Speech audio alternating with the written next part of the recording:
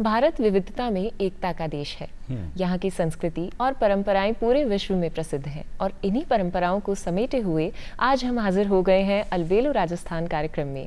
नमस्कार, मैं हूँ आपके साथ अनीशा सिंह और मेरे साथ हैं और मैं हूँ विक्रम सिंह राजप्रताप सगलारो। घणे मानसू, घणे कोटसू, घणे एतसू, घणे चावसू स्वागत करूँ हूँ जिन्होंने नाम है अलबेलो राजस्थान, डीडी राजस्थान रो खास कार्यक्रम। तो अनीशा जी, आपका ही शिक्षा देवता शुरुआत में क्या शिक्षा दे रहे थे आप?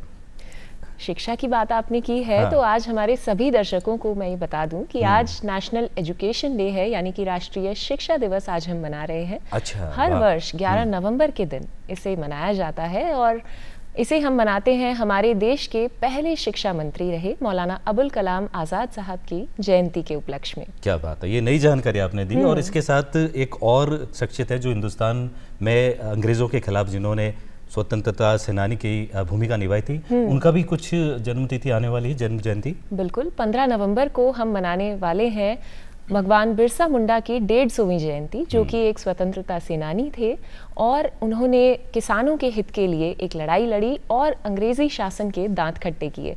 और एक लंबी लड़ाई लड़ने के बाद उन्होंने जो किसान भाई हैं, जो ट्राइबल्स हैं, उन्हें अपना हक दिलवाया। अच्छा, इसलिए वो उनको भगवान का दर्जा देते रहे हैं। बिल्कुल। तो बहुत खास दिन है आज का। और अलबेलो राजस्थान की जो थीम है अठे अलबेलो राजस्थान में, राजस्थान की धरती से जुड़िया, मरुधरा की धरती से जुड़िया वे रतन, अनमोल रतन आप ताई लावा और वाणु आपरी परिचय करावा, बातचीत करावा, जिंदगी के बारे में जाना। क्यों अनिशा जी?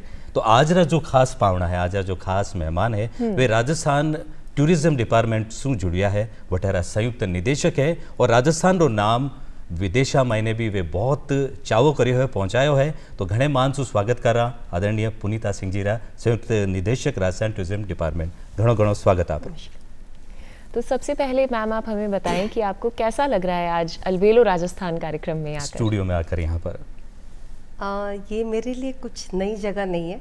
अच्छा। आज से लगभग कोई 3 दशक पहले 91 में मैं यहाँ अपनी शादी के तुरंत बाद जी तब यहाँ एज कैजुअल अनाउंसर मैंने दूरदर्शन में वर्क किया है। चिट्ठी पत्री कार्यक्रम का नाम आपने सुना होगा। जी। उसमें करीब 3-4 महीने regular I did my first, I would say second job here. जी, यानी कि ये दूरदर्शन का जो स्टूडियो है, ये परिसर जो है, ये आपके लिए नई नहीं है।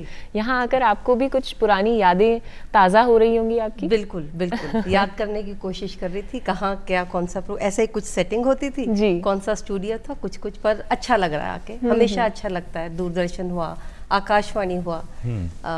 आकाशवाणी से भी बताना चाहूंगी कि मेरे घर के बिल्कुल बगल में जोधपुर में आकाशवाणी एक गली छोड़ के ही था। अच्छा। और मेरा पहला प्रोग्राम आकाशवाणी में जब मैं क्लास 2 में थी, तब एक इंग्लिश पोएम रेसिटेशन का हुआ करता था। तो उसमें मैंने पार्टिसिपेट किया था। क्या बात है। तो अलबेलो राजस्थान कार्यक्रम में आप बतौर मेहमान अटे मुख्य अतिथि, विशेष अतिथि कहदा या खास पावना कहदा, तो आप जोधपुरी आप बात तो कर ही दी हो और आकाशवाणी जस कने आप मकान हो, घर हो, तो थोड़ी मायड़ भाषा में भी बात करना और सीधा आप जोधपुरी चाल जाओ, बचपन की बात करना। शुरुआत आपकी जो आज अठे आप संयुक्त निदेशक पद माते बिराजिया हो, वो समय कहो जब स्कूलिंग आप इकट्ठे हुई, कॉलेज ताई कहीं जिंदगी निकली, ये बात थोड़ी मायड़ भाषा में तो और अच्छो लगा। आप हमारी मन की बात कह दी। जोधपुर में मारो जन्म जोधपुर पावटा सी रोड, जो मैं बताया ऑल इंडिया रेडियो करने लाल मैदान, उन टाइम लाल मैदान हो तो वटे। और केवी में, कि हमारा फादर डिफेंस में हाँ, शॉर्ट सर्विसेज में, तो केंद्र विद्यालय नंबर 1 में हमारी पूरी पढ़ाई हुई। 1st to 12th कंप्लीट वठी हुई। और उन्हें बाद में केन कॉलेज फॉर वुमेन, उसमें मैंने अपना बीकॉम कॉमर्स बैकग्राउंड है। और उसके बाद मैं टूरिज्म में पोस्ट ग्रेजुएट डिप्लोमा करियो। तो उन जमाने में डिप्लोमा ही हो तो वो अपन ओल्ड कैंपस SMK है, जी। तो पूरी एजुकेशन और हमारी PhD भी बचे बाद में आफ्टर मैरिज। अच्छो मैंने हमारी कहना चाहिए किस्मत अच्छी है, हमारा संस्कार अच्छा है कि हमारा पेरेंट्स भी बहुत प्रगतिशील हा और उतना ही प्रगतिशील हमारा ससुराल, हमारा सास ससुर मिलिया, जो शादी पचे पढ़ाई, शादी पचे PhD और नौकरी सब उन्हीं बदौलत कर पा रही हूँ। जी बिल्कुल सर। और परिवार का साथ जब हमारे साथ में होता है तो हम नई ऊंचाइयों को छू पाते हैं। बिल्कुल सच बात है, बिल्कुल सच बात है। उस साथ के बिना खास तौर पे महिलाएं तो काम कर ही नहीं सकती है जब तक वो साथ आपके परिवार का, आपके ससुराल का, आपके बच्चों का नहीं मिले, तो कुछ भी कर पाना बहुत मुश्किल हो जाए, चैलेंजिंग हो जाए। बिल्कुल बिल्कुल। एक महिला रहते हुए बाहर की जिम्मेदारी संभालना, कार्य क्षेत्र में जाना, काम करना और घर की जिम्मेदारी को भी बखूबी निभाना, ये एक महिला ही कर सकती है। तो आपने क्या इस पूरी जर्नी में कोई चुनौतियों का सामना किया? आपको लगता है कि एक महिला के लिए कितना मुश्किल है दोहरी जिम्मेदारी को निभाना, अपने घर को भी मैनेज करना, बाहर के काम भी करना, उस स्ट्रेस से डील करना, तो ये कितना मुश्किल है? या आपके लिए क्योंकि साथ था परिवार का तो आसान? आपने जैसे कहा महिलाएं कहीं ना कहीं इस चीज़ के लिए वायर्ड होती कि मल्टीटास्किंग कर सके, ये मैंने महसूस किया। और चूंकि घर का मुझे सपोर्ट पूरा था तो घर की तरफ से तो दिक्कतें नहीं आई, पर ये सच है कि आज भी मैं 30 साल पहले मैंने लगभग जॉब शुरू करी थी, 93 में मैंने जॉब स्टार्ट करी, तो आज ऑलमोस्ट 32 साल हो गए। शुरुआत में एक सपोर्ट का माहौल रहता था और शायद मैं जोधपुर में ही था, तो जोधपुर में सब जाना पहचानिया हाँ और सब आगे ना आगे एंड कोई जाने एक दूसरे हो, तो मैंने कभी महसूस ही नहीं होयो कि कोई परेशानी आ रही, सब सपोर्ट ही दिखियो। पर जो बाहर निकलिया, इस नेक्स्ट पोस्टिंग मेरी अजमेर हुई, उसके बाद से जयपुर हूँ, तो जो मैं महसूस करती हूँ कि अब जितना हम आगे बढ़ते जा रहे हैं और जितना महिलाओं का नंबर बढ़ रहा है, तो कहीं ना कहीं शायद आप इस चीज़ को अदरवाइज नहीं ले, लेकिन बाकी जो पुरुष हैं वो कुछ इनसिक्योर फील करते हैं। तो हमें फीमेल्स को उतने ही चैलेंज और फेस करना पड़ता है और कुछ दुगनी मेहनत या दुगनी तिगनी मेहनत करनी पड़ती है टू प्रूव आवरसेल्व्स कि हम किसी से कम नहीं है। हम घर में सुबह खाना पूरा बना करके, सबकी देखभाल करके अगर ऑफिस आ रहे हैं तो उसके बाद ऑफिस में भी हमारा 100% ही जाएगा और बहुत परफेक्शन से जाएगा। जी बिल्कुल। ये चीज़ मैं कई बार महसूस करती हूँ। मुझे शुरुआत में काफ़ी कंफर्टेबल लगता था, चाहे मीटिंग हॉल में, जैसे कलेक्ट्रेट्स में मीटिंग्स होती थी, तो मुझे कई बार याद है कि अगर दूसरी ऑफिसर एक और फीमेल आ गई तो वो बहुत बड़ी बात है। बहुत कम होता था ऐसा हम लोग गिने चुने ऑफिसर्स होते थे। आज लगभग 50 नहीं तो 30-70 तो हो गया है एटलीस्ट एडमिनिस्ट्रेटिव सर्विसेज में। एजुकेशन में और अच्छा नंबर है, बट एडमिनिस्ट्रेटिव सर्विसेज में अभी भी कम है। तो यहाँ हमें अभी भी लेकिन to prove ourselves, but support भी है, ऐसा नहीं है। Even at the work place बहुत अंडरस्टैंडिंग ऑफिसर्स, बहुत अंडरस्टैंडिंग कलीग्स, डिपेंड करता है कहाँ क्या है, लेकिन मेहनत पूरी करनी पड़ती है। और मुझे हमेशा चिंता रहती, कभी कोई ये नहीं कह दे कि ये महिलाएं काम नहीं करती। ये मुझे उल्हाना नहीं सुनना है कभी भी। और ख़ास तौर पे जैसे मेरे फादर इन लॉ स्वर्गीय डॉक्टर सत्यनारायण सिंह जी, उन्होंने मुझे बहुत प्रोत्साहित किया जॉब के लिए। तो उनका तो मैंडेट था कि घर बैठना नहीं है बेटा, आप पढ़ाई करो, जॉब पे जाओ, आप काम करो।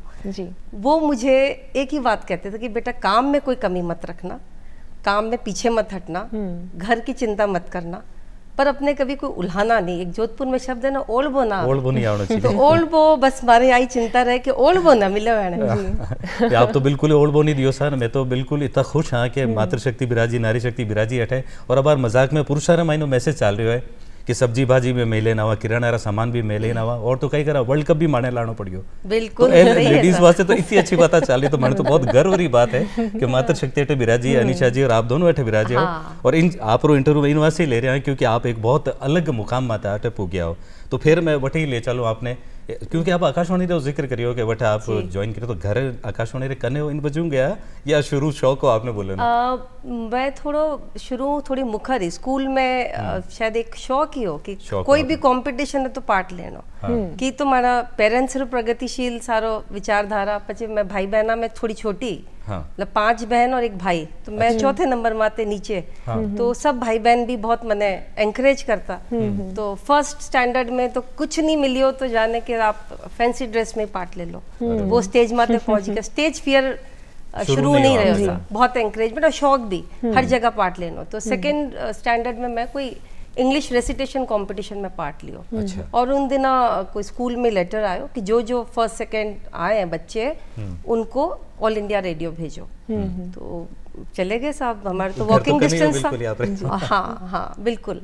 तो वो बस फियर, इसलिए शायद मन में फियर रहता नहीं और शौक रहता था। वैसे एक याद है, संस्कृत कंपटीशन में ऐसी जोश में संस्कृत पोएम रेसिटेशन कंपटीशन था, तो ये शायद मैं 9th क्लास में रही होंगी। तो मैंने शौक में वहाँ भी मैंने पार्ट ले लिया। जब तो इंग्लिश मीडियम हम में आप पढ़ता पर संस्कृत तो हाँ, केवी में इंग्लिश मीडियम, पर केवी में संस्कृत भी होता था हमारे, और हिंदी इंग्लिश सब चीज़ बराबर से चलती थी। तो अब वट है, मैं जो हमारे सामने संस्कृत शास्त्री सर थे, धोती वोती पहनने, बिल्कुल पंडित जी जो दिखता, वो यानी तरफ नजर गई और आप तो आधे में भूल गया, अब चुप। तो लाइफ में एक बार ही हो कि स्टेज माते चुप होया। तो आज आप बात करते हुए ध्यान आयो, पर खट्टी मीठी बात याद रहे, यही बात याद दिलावा आपने, क्योंकि कार्यक्रम में उद्देश्य माना, क्यों नहीं शायद। बिल्कुल। और ऐसी ही यादें होंगी आपकी जॉब से जुड़ी हुई, जब आपने पहली बार ज्वाइन करा पर्यटन विभाग को, तो उस समय की कुछ याद जो आपके जहन में आज भी ताज़ा हो। पहली पोस्टिंग आपकी? पहली पोस्टिंग फॉर्चुनेटली मेरे हस्बैंड को का जॉब जोधपुर हो था। जब शादी हुई उस समय नहीं था, तब हम अलवर थे। फिर 2-3 साल के दरमियान में उनका जोधपुर पोस्टिंग हो गया, तो डिपार्टमेंट ने मुझे जोधपुर ही पोस्ट किया जी। तो नौकरी के पहले 7 साल जो थे, लगभग 93 से 2000 जुलाई तक मैं जोधपुर में पोस्टेड थी। तो बहुत एक, जहाँ आप पले बड़े हो वहीं अगर आपको जॉब मिलती है जी, तो उसका अलग मजा है। आपको बहुत ज्यादा कुछ मेहनत सीखने में नहीं करनी पड़ती, जानने में नहीं करनी पड़ती।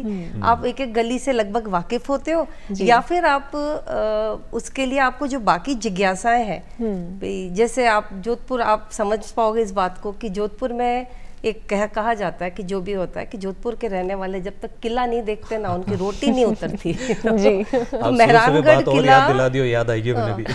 तो मेहरानगढ़ किले में अगर आपको काम के लिए मेहरानगढ़ घूमने जाना हो, आगे देवी माँ के दर्शन करने हो, तो काम कहाँ लगेगा, ये बताओ। तो मैंने पहले, मेरा जो फर्स्ट एक्सपोजर टूरिज्म में, जॉब का एक पार्ट होता है कि आपको कोई अगर वीआईपी आया, डीवीआईपी डिग्नेटरीज आई, तो उनके जो शहर को साइट सीइंग है, दृश्यावलोकन है, उसकी जिम्मेदारी पर्यटन विभाग को ही दी जाती है। आप कुछ गाइड वगैरह साथ रखते हैं और आप खुद भी साथ उनके जाते हैं। तो उस वक्त 93 में, उस वक्त गवर्नर रूल था, तो बलीराम जी भगत साहब, माननीय बलीराम जी भगत साहब महामहिम थे, और वो सपत्नीक वहाँ आए।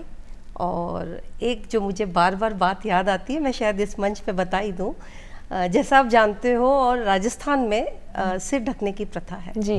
तो शादी के बाद मैं भी सिर ढकने लगी, हालांकि हाँ, मातो ढकना। तो हालांकि मैं जिस परिवार में गई, वो परिवार मेरे पिताजी के मित्र ही थे और बचपन से हम लोग जानते थे, पर शादी के बाद विशेष तौर पे पुरुषों के सामने सिर ढकने का रिवाज था। अब वहाँ जब बलीराम जी भगत साहब पहुँचे, मैं 2 बातें इसमें बताऊंगी जी। वो पहुँचे, वो कॉरिडोर में खड़े, मुझे प्रोटोकॉल में उनसे मिलना है, और उनके साथ कौन खड़ा है, मेरे ससुर साहब खड़े हैं। अच्छा। और मेरा पल्लू बिल्कुल यहाँ टाइट पिन लगा के, और मैंने बढ़िया बंगाली तात की साड़ी पहनी हुई, और अब मैं सोचूं मैं कैसे मिलूं। और अब अगर अभी मैं पापा जी के सामने पल्ला ढकती हूँ तो ये लगेगा कि ये बड़े पुराने छोटे संकुचित सोच वाले हैं, जबकि वो ऐसे है नहीं। और नहीं ढकती हूँ तो उनको हो सकता है बुरा लगेगा। थोड़ी पेशोपेश में पड़ी, शायद ये 1-2 मिनट की दुविधा थी।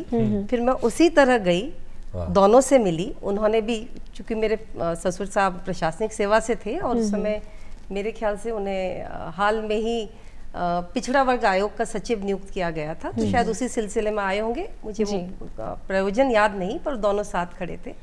तो मैंने दोनों से मिली, दोनों से अच्छे से प्रणाम किया, उन्होंने मिलवाया।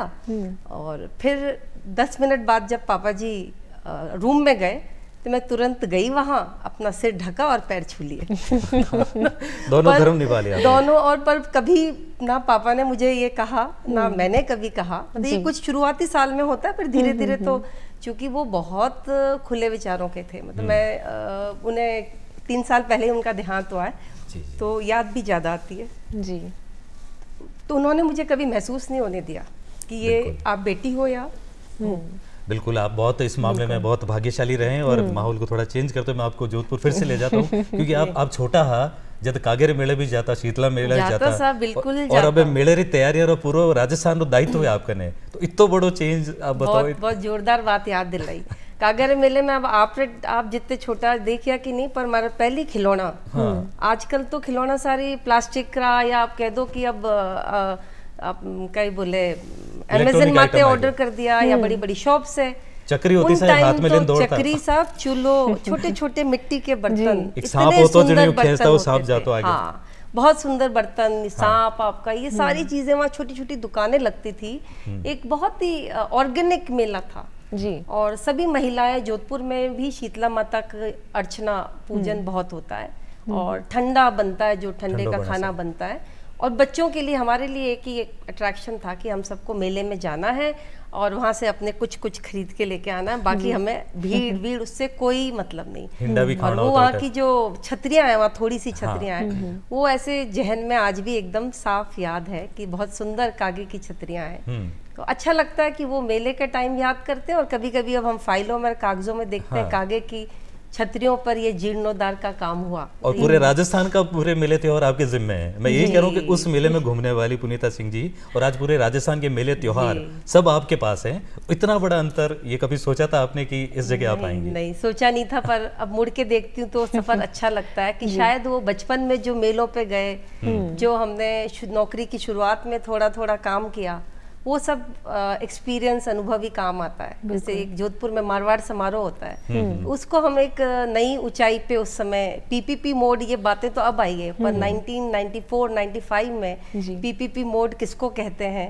पहली बार उमेद भवन के जो पीछे बैक लॉन्स है, वहाँ मारवाड़ समारोह का एक प्रोग्राम हुआ। मतलब उस जमाने में हम राजमाता संतरामपुर, जो किशनगढ़ की राजकुमारी है, तो हमें गज सिंह जी साहब और उनकी महारानी साहब, उन लोगों ने हमें गाइड किया। मैं तो नहीं जानती थी घूमर के लिए, जिन्होंने वर्क किया भी, उन्होंने हमें गाइड किया कि वो ग्रुप बुलाइए। और तो वो ग्रुप अब हम दोबारा भी बुलाने वाले हैं, पर उस समय आज 30 साल पहले की बात बता रही हूँ। तो ऐसे जो आप नए प्रयोग करते हो, कुछ अपनी संस्कृति को रिवाइव करने की कोशिश करते हो, तो वो पहले लेसन्स मुझे जोधपुर में ही मिले कि आप घर से जो अपन सीखते हैं अपने मेले त्योहार, क्या है अपने मेले त्योहार, अपनी संस्कृति है, उसी को हम आगे बढ़ा रहे हैं। जैसे अगर दिवाली पे लक्ष्मी पूजन एक परंपरा है, वैसे ही हम कोई भी मेला करते हैं तो उसमें या तो वो ऑर्गेनिक मेला है, जो पहले जैसे कि पुष्कर मेला है, वो सदियों से चला आ रहा है जी। पर कुछ मेले जैसे मारवाड़ समारोह या जैसलमेर का मरु उत्सव, ये क्रिएटेड फेयर्स है जी। तो इनमें हमें थोड़ी मेहनत हमारी ओर से करनी पड़ती है। तो ये चीजें छोटी छोटी चीजें हैं, पर अब ये सब आप अपनी परंपराओं को आगे जीवित रखें और इसको आगे प्रोत्साहित करें, जिससे हमारे जो लोक कलाकार हैं राजस्थान के, मतलब एक मैं इसका बहुत बड़ा कारण मानती हूँ कि हमारे लोक कलाकारों, लोक संस्कृति तभी तक जीवित रहेगी जब तक हम उन्हें एक मंच देते रहेंगे जी। उन्हें एक मौका देते रहेंगे, उन्हें हम परफॉर्म करने का, उन्हें हम और जगहों को भेज करके, जैसे देश विदेश में ये बहुत नाम कमाया है, तो ये कहीं ना कहीं पर्यटन और राज्य सरकार की ही पहल है, जिसकी इसमें वजह एक से लाइन और जोड़ दूं, आप लोक कलाकार मानदेय में वृद्धि भी करवाई, वहाँ पे शायद कार्यकाल में हुए हो, तो इन तरफ और कुछ नवाचार या इनमें जुड़ी कोई बात? उसमें एक बार तो करवा दी, पर अभी फिर और बहुत जरूरत है। लोक कलाकारों के लिए अभी हम जितना करें वो कम है, और हम सबको इसके लिए एक प्रतिबद्ध होना चाहिए।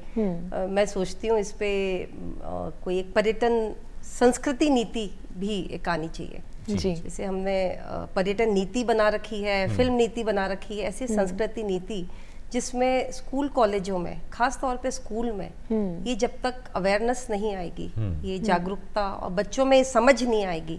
एक पीरियड्स तो होते हैं, सब जगह रहते हैं कि आप एक ये म्यूजिक पीरियड है, पर म्यूजिक पीरियड में हम वो कुछ गिने चुने ही गाने गा रहे होते हैं। क्यों नहीं जोधपुर एरिया के जो लोग हैं उनके कुछ सीधा एक्सपोजर लंगे मांगनियार से भी हो जी। आज वो लोग ये, क्योंकि ओरल ट्रेडिशन है, कहीं लिखा हुआ तो है नहीं, ऐसा एक कला है जो उनके बाप दादा गाते थे और बच्चों को सिखाया गया है ना। और बच्चे जन्म लेते ही, मतलब हम लोग तो कई बार हंसते हैं, इतना सुर में बच्चे गाते हैं। बिल्कुल अभी कैसा लगता है कि शायद ये पैदा होते ही इसी सुर में गा रहे थे। मतलब पूरे गांव है जहाँ पे ये सब लोग अपने अपना गायन जैसलमेर बॉर्डर एरिया में जी बिल्कुल। तो ऐसे में उन लोगों को हमें आज की पीढ़ी से जो है उनसे रूबरू कराना बहुत ज़रूरी है।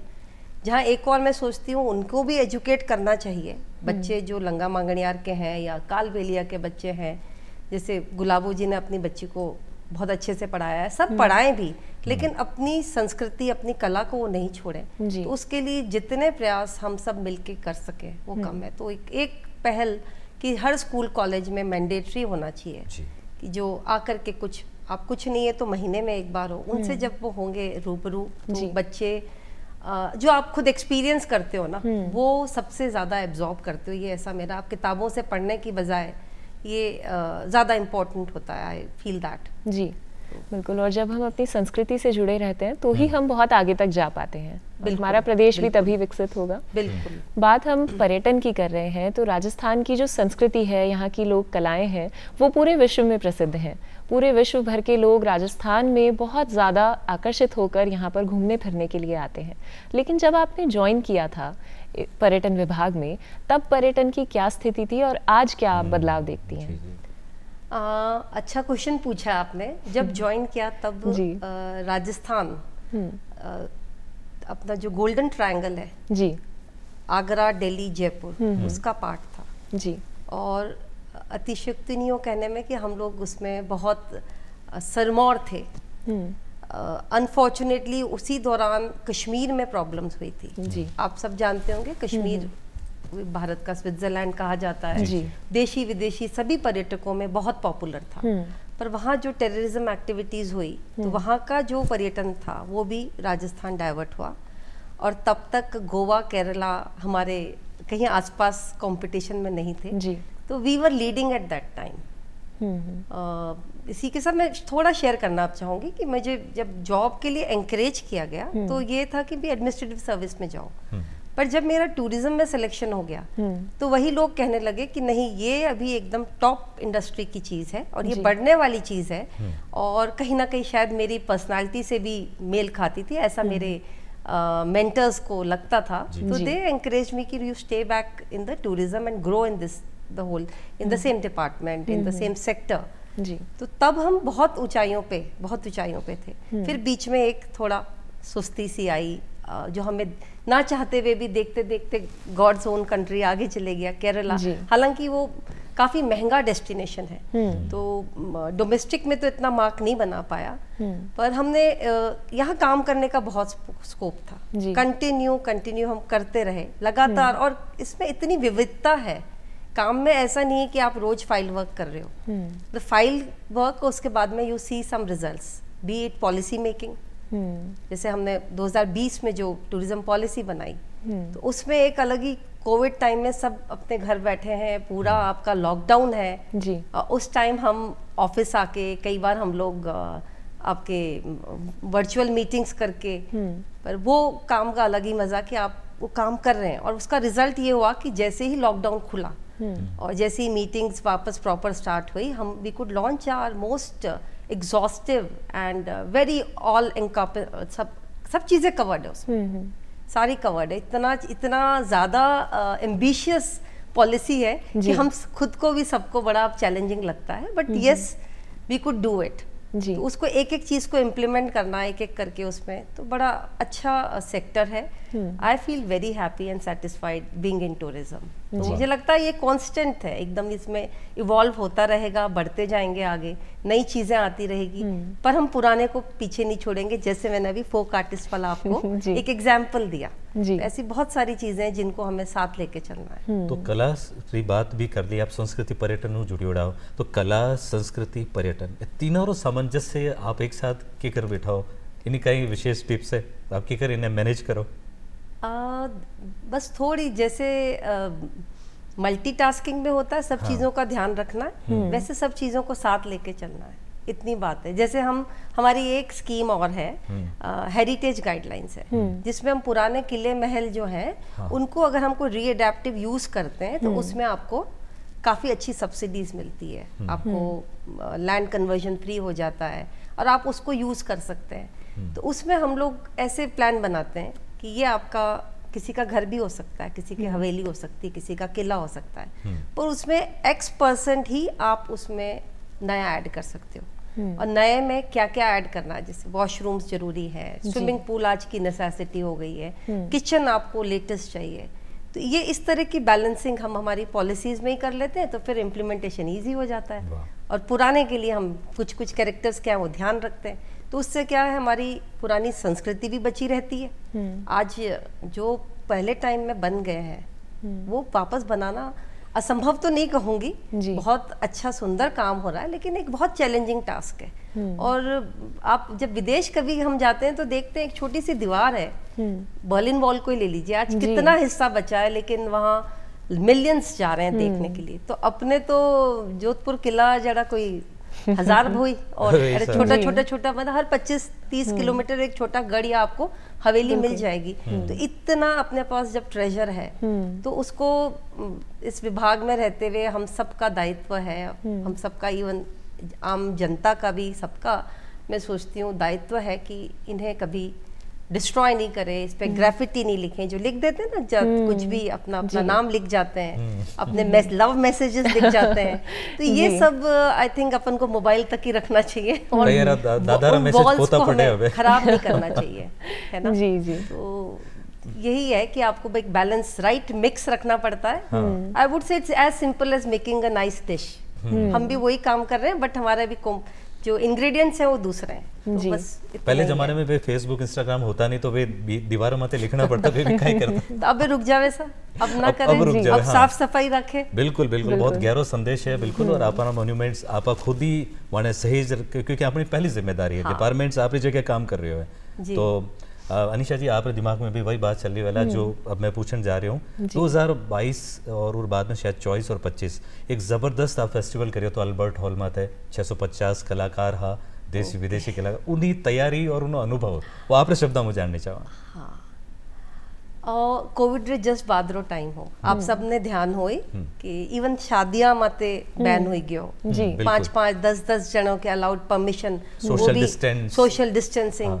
तो उन टाइम सबू ज्यादा अगर सफर करियो नहीं, मैंने पर्सनली लागे आप सब आप अपने घर में हमारे लोक कलाकार करियो जी, वे रोजी रोटी ही प्रोग्राम ही चलती, वे प्रोग्राम ही बंद हो गया, शादियां बंद हो गई, त्योहार बंद हो गया।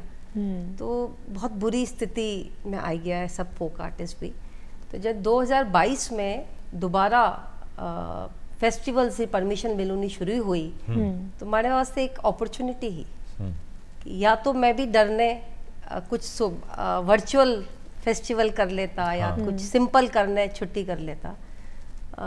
मारो सौभाग्य हो कि हमारा जो ऑफिसर्स, जो प्रिंसिपल सेक्रेटरी हाँ, वे मैंने इन चीज़ माते अच्छी फ्रीडम दी। मैं इन मामले में भी बहुत सौभाग्यशाली हूँ, हमारे माते ट्रस्ट है जॉब में, क्योंकि आप काम करता है इनसे आपने फ्रीडम, वे लोग की भी कोई प्लान बनाओ अच्छो करना है। और देन जो मुख्यमंत्री महोदय वहाँ भी थोड़ा सेलिब्रिटी और बम्बई उन सब वो थोड़ी दूरी ही, तो करनो भी राजस्थान रही हो तो हमारे वास्ते अपॉर्चुनिटी निकली। तो मैं लोग कुछ जना मिलने बात करी कि क्यों ना मैं हम लोग एडो करा कि ज़्यादा फोक आर्टिस्ट आवे और यानी अच्छी रिहर्सल होवे। तो उन वास्ते पीछे बहुत अच्छी एक कोरियोग्राफर है, मैं उन्होंने बात करी, मैत्री पहाड़ी जी है, कि भाई क्या ये पॉसिबल है। बोले मैम आप अगर सपोर्ट आप लोगों का रहेगा तो सब हो जाएगा। 500 से कम आर्टिस्ट नहीं लेना चाहती मैं। बोली मैम आप 5 दिन की रिहर्सल रखना। तो पोस्ट कोविड टाइम में जी हमने 500 करीब का ये प्लान किया। पर हुआ ये कि जैसे लोगों को पता लगा तो फोन आए कि हम भी आना चाहते हैं। किसी को मना नहीं किया हमने, किसी को मना नहीं किया कि आते रहो, कि ये प्रोग्राम राजस्थान दिवस का आयोजन था और 2 साल की चुप्पी के बाद था, तो सबको एक उत्साह था। तो सब जिलों में हो रहा था, 33 जिले होते थे उस समय, 33 में हो रहा था और जयपुर में राज्य स्तरीय था राजस्थान फेस्टिवल, राजस्थान दिवस समारोह या राजस्थान फेस्टिवल, आप दोनों ही नाम से कहते हैं।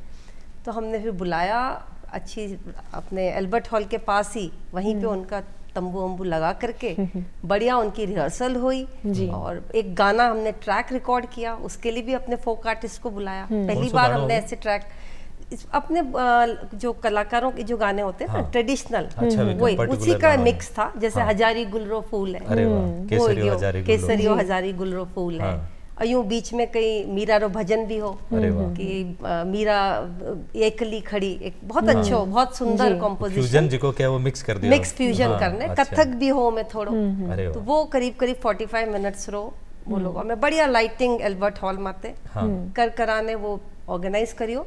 और थोड़ो में और ज़्यादा यूँ कहूँ तड़का वास्ते तो विनोद राठौड़ जी और सोनाली राठौड़ जी को वे भी राजस्थान रहे, उन्होंने भी इनवाइट करियो जी। तो बहुत लोगों ने पसंद आयो और एक मिसाल बन गई। उन पछे तो फ्यूजन वाला प्रोग्राम में लोग G20 में आप सबा ने शायद ध्यान हुई कि उदयपुर में फर्स्ट G20 का जो ओपनिंग इवेंट था, पूरे इंडिया का ओपनिंग इवेंट वो उदयपुर में प्लान किया गया। तो हमारा ये एक्सपीरियंस काम आया और हम लोगों ने जगमंदिर, उसके बाद सिटी पैलेस, जहाँ जहाँ पे उनके इवेंट्स थे तो करीब 10-11 प्रोग्राम्स हमने G20 के राजस्थान में 2022-23 में ऑर्गेनाइज करे। और मज़ेदार बात ये कि हमारा उदयपुर वाले इवेंट के बाद में पूरे देश से फोन आने लगे और टीम्स आई देखने कि राजस्थान ने ऐसा क्या करा जो सब इतनी तारीफ कर रहे हैं, और वो आकर के उदयपुर वर्चुअली लिटरली देख करके गए हैं, समझ के गए हैं कि हम कैसे करें जी।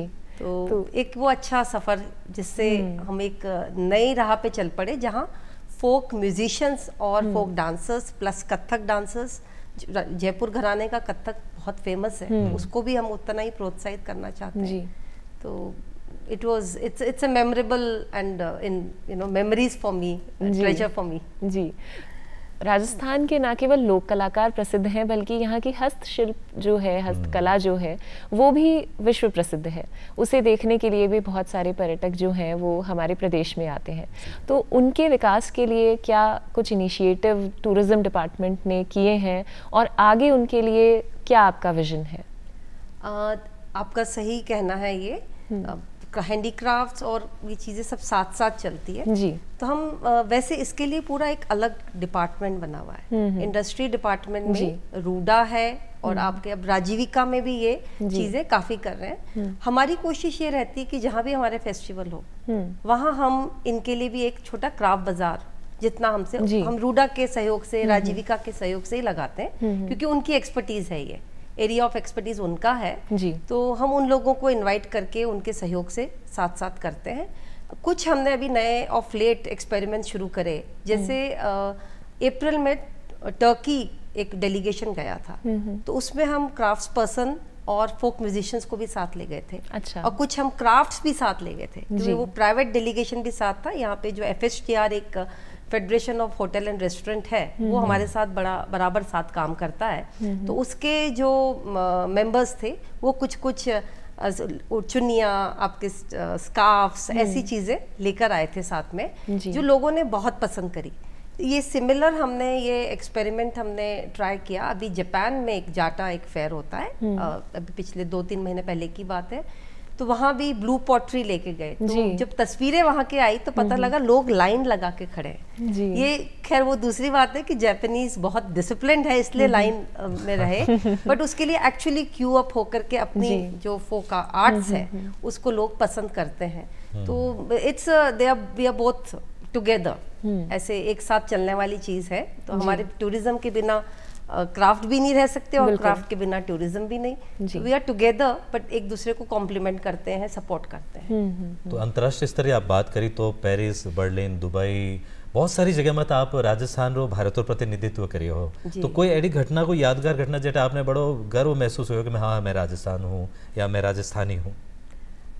ये तो हर बार जब जाती हूँ ना, क्योंकि दिल्ली, जयपुर या राजस्थान को लोग सब पहचानते हैं। तो ये जो आपने शुरुआत में प्रश्न किया था ना 93, मैं समझती हूँ तब से, जब हमारी पैलेस ऑन व्हील्स ट्रेन 1982 में स्टार्ट हुई, तो जो नाम हमने तब से कमाया और जो टूरिस्ट आए और उस टाइम के जो राइटर्स आए, ट्रैवल राइटर्स आए, उन्होंने जो जाकर के राजस्थान के बारे में लिखा और हमारे जो हमने अपने किले, महल, अपनी कला को संजो के रखा, कोशिश जो बराबर चल रही है। तो हवा महल नाम ले लो तो आपको कुछ बोलने की जरूरत ही नहीं है जी। तो ये बहुत गर्व का एहसास वहाँ होता है कि मेरा जन्म इस जगह हुआ जहाँ जिसको पूरा विश्व ऑलरेडी जानता है। तो ये तो एक रिपीट एक्सरसाइज कह दीजिए, रिपीट एक्सपीरियंस कह दीजिए। अच्छा लगता है कि जब बात करते हैं तो हमारे लिए बहुत आसान हो जाता है आगे बात करना, क्योंकि वहाँ आपको प्रेजेंटेशंस देनी होती है, एक रोड शोज कंडक्ट करने होते हैं, तो एक पहले से ही लोग लालियत होते हैं कि किसके बारे में बात हो रही है। और एक खास तौर पे जो अभी वेडिंग टूरिज्म स्टार्ट हुआ है। जी। तो आप जानते हैं आप कितनी बड़ी बड़ी शादियां, चाहे अंबानी की हो चाहे प्रियंका चोपड़ा की हो, ये शादियां जब राजस्थान में हुई उसका भी असर बहुत हमारे टूरिज्म पे पड़ा। तो all we need to say is this is the place where Nick and Priyanka got married, that's it. तो वो बस हमारी पूरा प्रमोशन का कैंपेन वहीं पे एक लाइन में कंप्लीट हो जाता है। People know it's a international destination. जी। तो हमें बस ज़रूरत है कि हम हमारी साफ सफाई, हम हमारे रख रखाव और फैसिलिटीज़ पे ध्यान दे लें, बाकी सब तो हमारे पास सब दिया हुआ है ऊपर वाले। जी। यहाँ की वेशभूषा और लोक नृत्य जो हैं वो खास तौर से लोगों को बहुत अट्रैक्ट करते हैं, एक मेजर अट्रैक्शन का पॉइंट रहते हैं। इसी तरह से अभी जो घूमर फेस्टिवल होने वाला है उसकी तैयारियाँ कैसी चल रही हैं, और उसके बारे में हमारे दर्शकों को आप थोड़ा बताएं। जी जी जी। This festival is very close to my heart. I even remember the date. 2 जून को, 4 जून को, not 2nd तो मैं लौटी थी। 4 जून को हमारी ये फेस्टिवल हमारी ऑनरेबल डिप्टी सीएम दिया मैम उनकी पहल पर ही और उनके ही गाइडेंस में हम लोग आगे बढ़ रहे हैं। She wanted some folk art festival to be done, और उनकी लाइन ये थी कि जैसे गरबा इतना फेमस है, अपना कोई कुछ क्यों नहीं हो सकता है। वाह, बहुत बढ़िया। तो I didn't lose the opportunity and within a minute I said ma'am then it has to be Ghoomar. बिल्कुल। और अब बहुत जल्दी हम 19 नवंबर को घूमर फेस्टिवल करना जा रहे हैं, और 7 डिविजन्स जो हेडक्वार्टर है, डिवीजन हेडक्वार्टर आपका जोधपुर, उदयपुर, कोटा, अजमेर, भरतपुर, बीकानेर और जयपुर है ये, वहाँ एक साथ एक टाइम पे ये। अच्छा। तो ये ऐसा मैं कल किसी को मैसेज डाल रही थी writing about the festival and I realise this is one of the first participative festival also. अच्छा। कि जनरली होता है कि आपने कोई फेस्टिवल किया तो लोग आए, मंच पे प्रोग्राम हो रहा है, देखा उन्होंने, तालियां बजाई, चले गए। जनरली कुछ हम छोटी मोटी एक्टिविटीज रखते हैं, जैसे कबड्डी का हो गया, कभी हम लोगों ने साफा बांधने का, आप देखते होंगे हर मेले में हो रहा है। पर ये ऐसा है जिसमें लोग ही पार्टिसिपेट करेंगे और उसी से फेस्टिवल बनेगा। अच्छा। तो सब महिलाओं के लिए, जी, महिलाओं के पार्टिसिपेशन के लिए फेस्टिवल है। तो आपको ऑनलाइन रजिस्टर कराना है और हमारे फेस्टिवल में पार्ट लो, आराम से उसको एंजॉय करो, और बहुत अट्रैक्टिव हमने प्राइजेस भी रखे हैं। तो जो पार्ट लेंगे वही खुद ही एंजॉय कर रहे होंगे। जी। तो it's we don't have to do much beyond that. तो it's a very unique festival and I am very hopeful that over the years it will grow and definitely Ghumar will be a bigger name down the line. Definitely.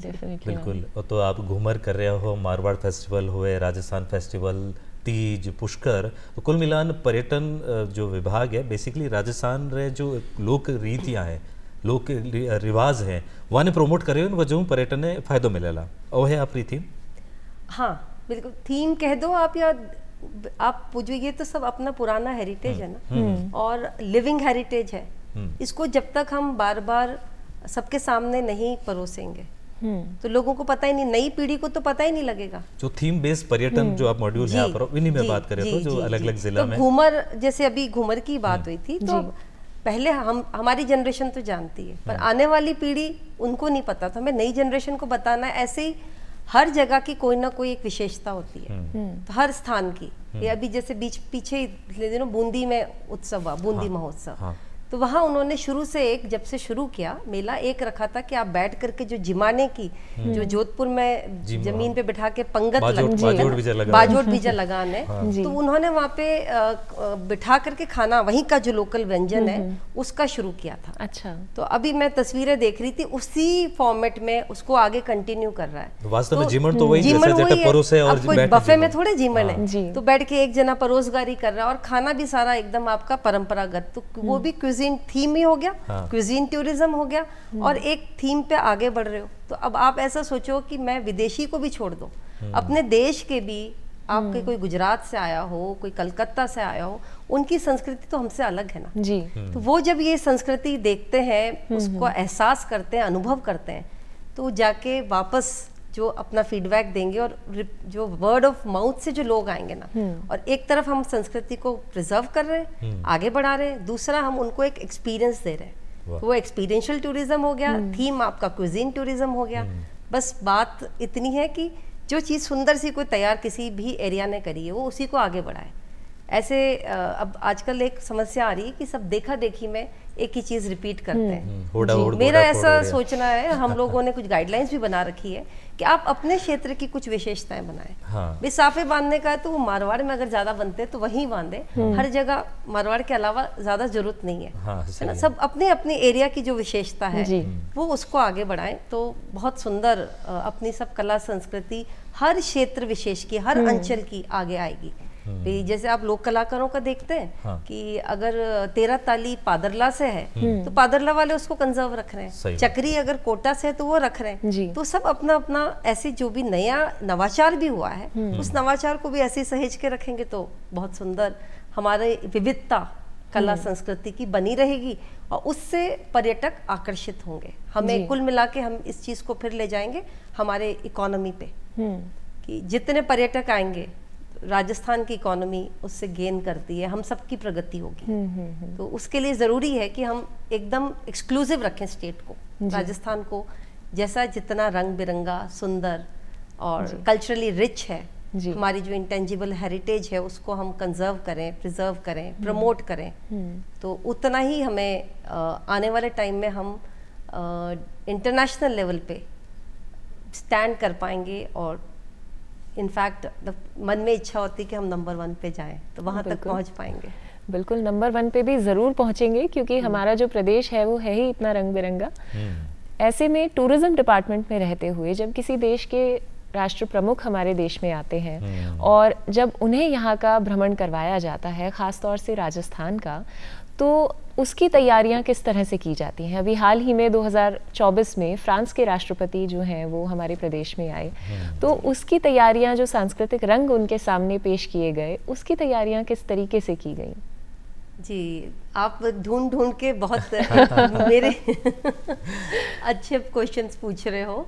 जी, ये भी एक बहुत सुनहरा अवसर था। मैं थोड़ा सा बता, इसके साथ थोड़ा फ्लैशबैक में जाना चाहूँगी। Bill Clinton president of US की भी विजिट जयपुर हुई थी जी। तो हमारे पास एक कह दीजिए एक्सपीरियंस पूल तब का था। अच्छा। और बिल क्लिंटन की daughter she came to Jodhpur also, Mehrangarh fort में पधारे थे जी। तो शायद ये सब एक्सपीरियंस काम आते हैं। तो हमने उनके लिए एकदम बहुत simple but exclusive itinerary plan करी उनकी विजिट के लिए, चूंकि उनके सिक्योरिटी इश्यूज भी होते हैं, बहुत सारे कंसर्न्स होते हैं जी। तो उनका आमेर और जंतर मंतर 2 जगह विजिट का था। पर हमारे पास में पूरा वेन्यू कह दीजिए, जयपुर एयरपोर्ट से लेके आमेर और बीच में हवा महल, सारी जगह हमारे पास ऑप्शन था। तो we had thousands of folk artist, बीच बीच में सब जगह स्टेज बना के जो कॉमन पॉइंट्स होते हैं वहाँ पर स्टेज बना करके और इनको परफॉर्मेंस इन मासेस। अच्छा। तो स्कूली बच्चे और ये सब तो देखने आए थे, पर बीच बीच में इन स्टेज पे जब हमारे फोक आर्टिस्ट परफॉर्म कर रहे थे तो it was a completely different experience for him. और अपने ऑनरेबल पीएम साहब ने तो रुक करके फोक आर्टिस्ट उनको वेव भी किया, एक्नॉलेज भी किया जी। तो वो सब उनके लिए एक बहुत पूंजी हो गई कि हम लोग डायरेक्ट फ्रेंच प्रेसिडेंट से और हमारे प्राइम मिनिस्टर से हमारा मिलना हुआ। ऐसे ही उनका जो पार्ट, मैं ओवरऑल इसके साथ में मेरी ड्यूटी हवा महल के सामने थी, जहाँ आप सबको शायद याद होगा कि चाय भी पी गई थी जी, जी। तो ये सब अरेंजमेंट हम देख रहे थे। तो सारी सिक्योरिटी कंसर्न्स और उन सब के बीच में एक बहुत सुंदर अनुभव था। और मैं सोचती हूँ जो उनकी तस्वीरें पूरे इंटरनेशनल लेवल पर गई, उसका हमें पूरा बेनिफिट जयपुर को, राजस्थान को, इंडिया को, तो भारत को, सबको मिला है जी। और it was a big opportunity for us and I am glad to share कि राजस्थान गवर्नमेंट ने, पूरी मशीनरी ने, और टूरिज्म ऑफ कोर्स इन चीज़ों में थोड़ा हमें आगे रहना पड़ता है, हम सब ने रात दिन काम करके इसको एक सक्सेसफुल मोड पर कंप्लीट किया। बिल्कुल। तो मैं अब राजस्थान टूरिज्म डिपार्टमेंट का जो स्लोगन है, जो लाइना है, उनमें ही घूमने फिरने एक सवाल है कि पधारो हमारे देश इंसुले और कहीं कुछ दिख जाए।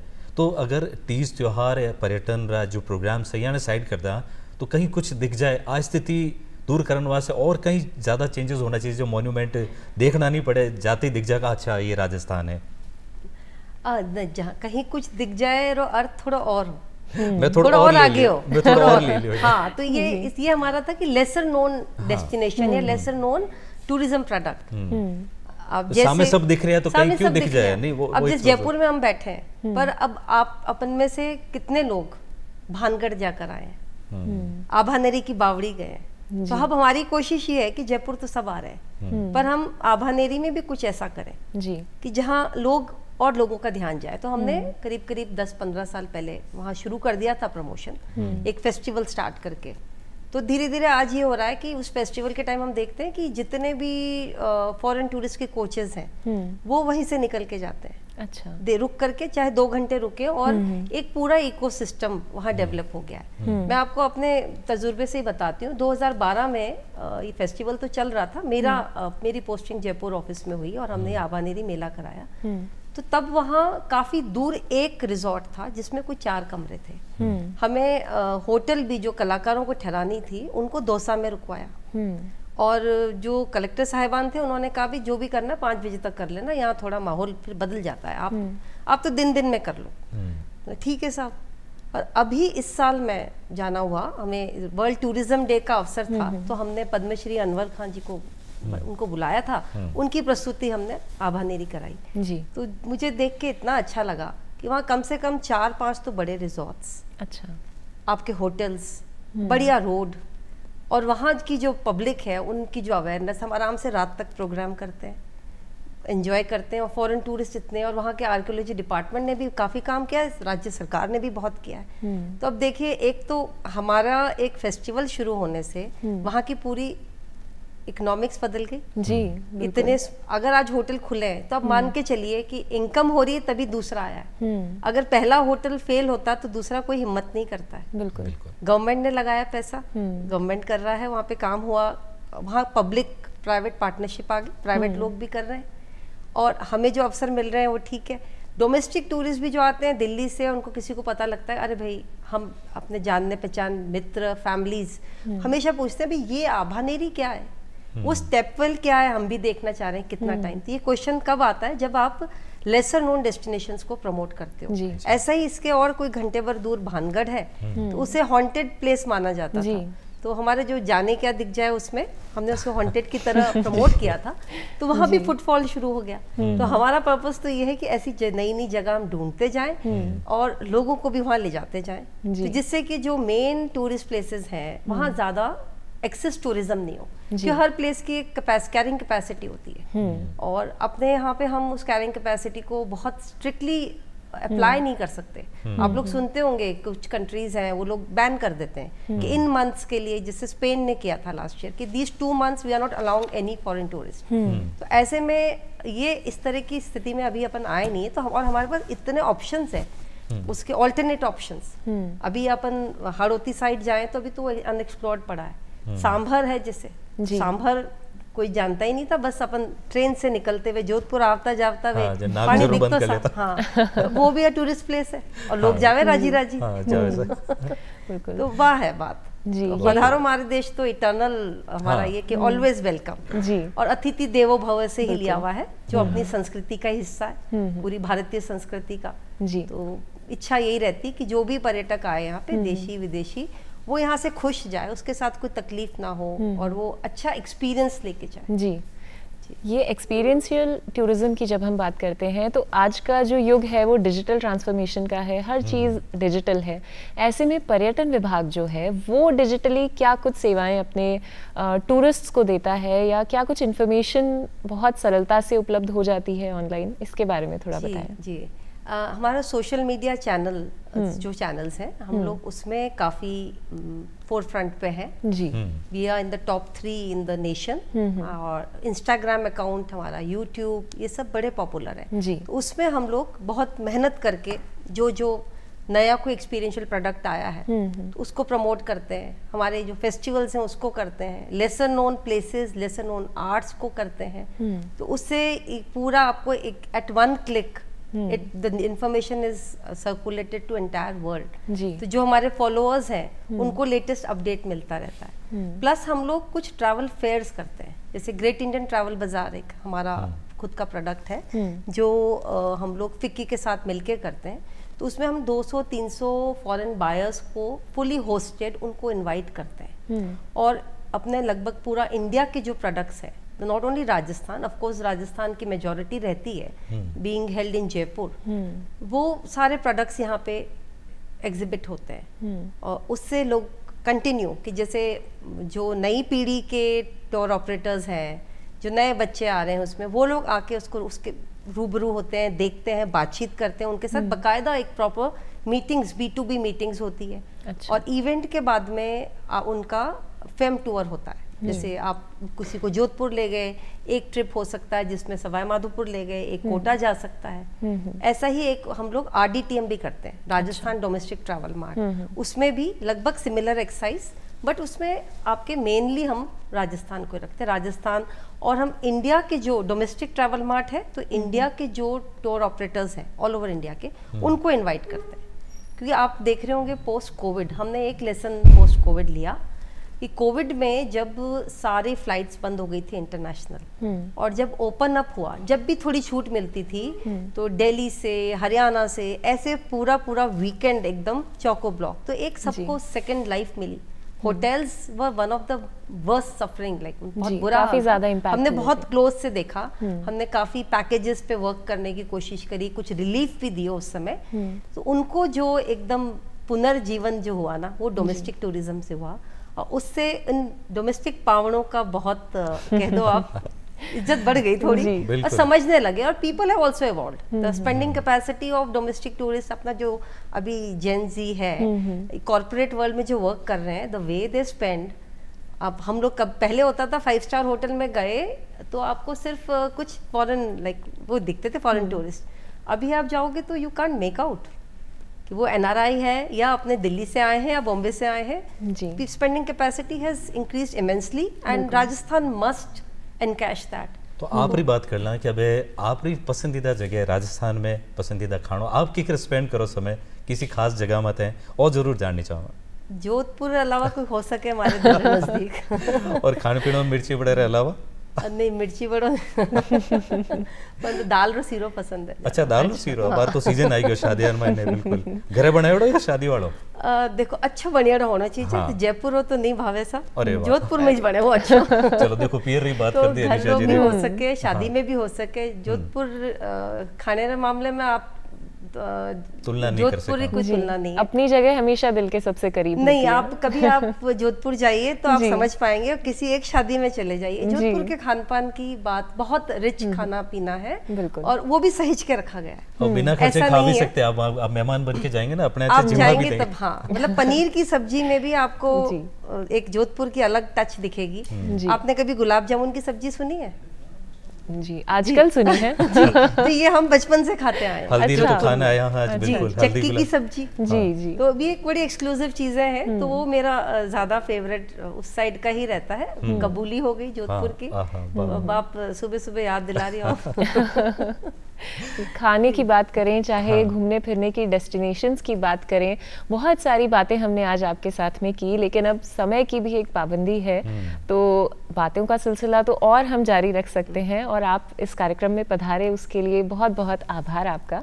आज हमारे दर्शकों ने भी राजस्थान के पर्यटन से जुड़ी हुई कुछ खास बातों को जाना, और ये जो पूरी कॉन्वर्जेशन थी विक्रम जी, ये बहुत एनरिचिंग थी। हमने बहुत सारी पॉलिसीज़ के बारे में भी जाना, और राजस्थान की जब बात करते हैं तो यहाँ सम के टीबों से लेकर के और अरावली की हरियाली तक सब कुछ बहुत खूबसूरत है, बहुत खास है, और पधारो हमारे देश का जो ये वाक्य है, ये सभी को हमारे प्रदेश में आमंत्रित करता है और सभी का घने मान से स्वागत करता है। बिल्कुल। तो कुल मिलाकर जितना ये सारांश ये रहा इस कार्यक्रम का, मैम यहाँ पधारे और उन्होंने अपने डिपार्टमेंट के अलावा ये कहा कि हम नागरिकों का भी कर्तव्य बनता है, और अपारा लोग जी को राजस्थान में रहवा वो सिर्फ डिपार्टमेंट है भरोसे नहीं रहना है, अपनी साफ सफाई रो अपनी जिम्मेदारियां भी पूरी करनी है। और एक लाइन रो छोटो सो संदेश आपको आप दर्शकों वास्ते कुछ कहनी चाहो पर्यटन वास्तव में? अतिथि देवो भव, और आपने जो भी आपरे अटे मेहमान आवे उन्हें एकदम अतिथि ने जो हम सत्कार करा दिलू करनो, उन्हें साथे कोई चोरी चकारी नहीं करनी, जो अपना भाई बंद आवे जो ध्यान रखनो, तो आप राजस्थान रो पर्यटन आगे बढ़ी। धन्यवाद। तो बहुत बहुत धन्यवाद आप पधारिया और इतनी महत्व जानकारी इतनी आप अटे बाटी शेयर करी। तो अगले एपिसोड में फिर मिलसिया, फिलहाल दिलाओ माने सीखड़ ली। राम राम सर। राम राम।